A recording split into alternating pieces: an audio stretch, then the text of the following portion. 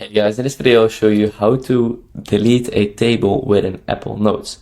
So as you can see, I'm now in Apple Notes and let me add a table. So as you see, I have now added a table, but I want to delete this one, this whole table, or I want to delete a row. So what you need to do is you need to tap or to double tap or tap on the yellow or on the three dots on the left side of your screen. Then you see this yellow dot and scroll that down until you selected the whole table.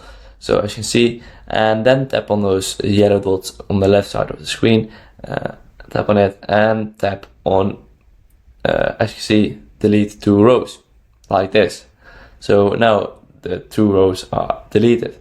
So it's very easy.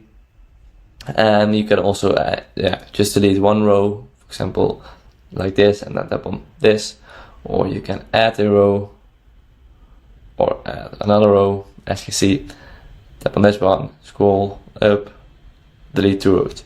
So if this video is helpful, please subscribe to the channel and I'll see you in the next video. Bye bye.